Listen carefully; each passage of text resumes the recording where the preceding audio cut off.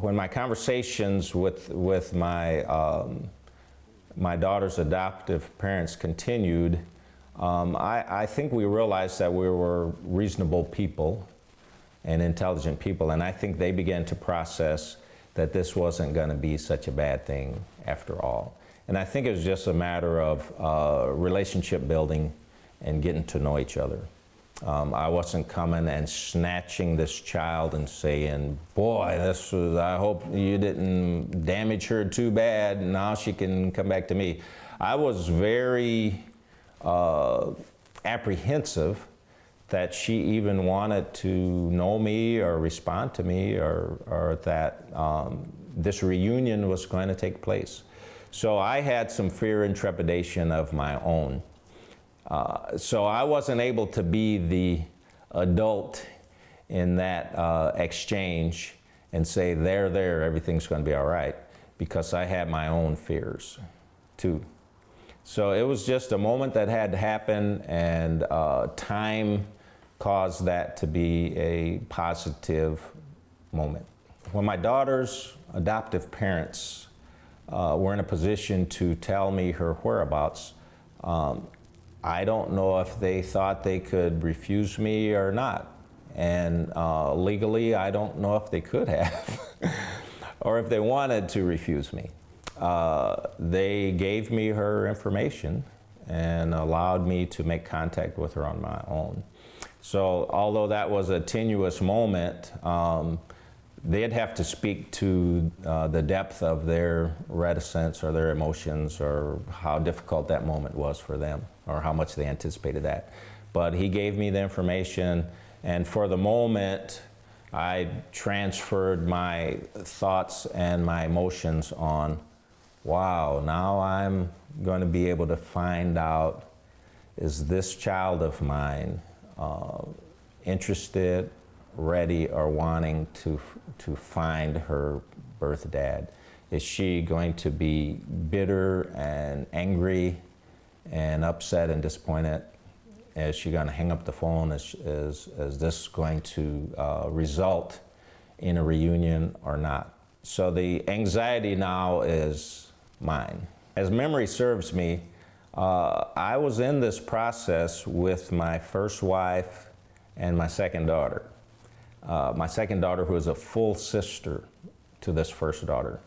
And I know that as much as I wanted to hang up the phone and dial and call her right away, I had to include them in this entire process. However disappointing, however exhilarating, we were doing this together. And so we did it together as a family, and we made that contact with her.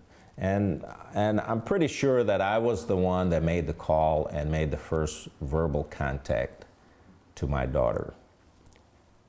And my first impression was that she was mature beyond her years, that she was gracious, and that she was ready to be found. She had been looking for us. So it was probably as positive.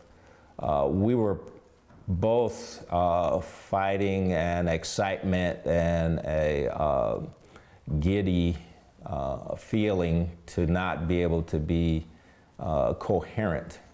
And so we were both trying to be very suave, and so we'll figure this out. We'll write letters, we'll call periodically, we'll see where we land.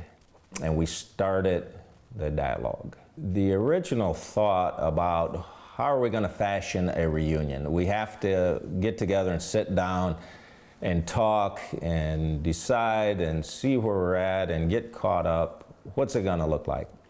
As it ended up, she had a boyfriend that had relatives in Milwaukee, and by her being in Fargo, North Dakota, Milwaukee seemed like a midway point, although that's farther from her than it was from us.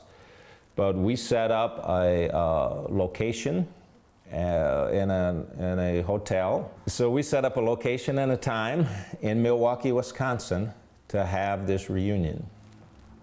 And her boyfriend drove her and visited his family and she met us by herself, my ex-wife and my second daughter, and we had a reunion.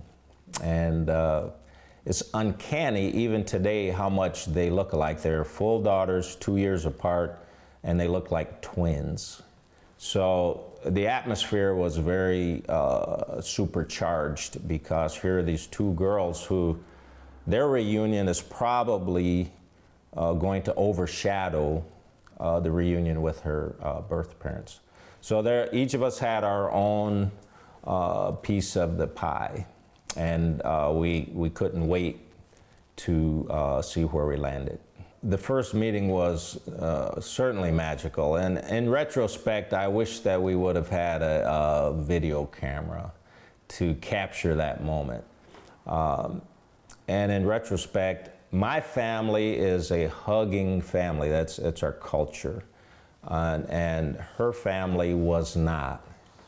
And so, in those first moments, we just wanted to hug her and grab her and make up for lost time. She was kind of cool and collected, but at the same time, she succumbed to the fact that we just wanted to, in that moment, hug and enjoy just meeting without necessarily having a lot of words initially.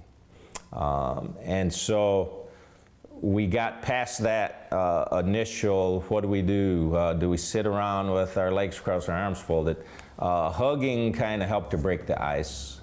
And then we were able to, the sisters were able to draw on their sisterhood bond.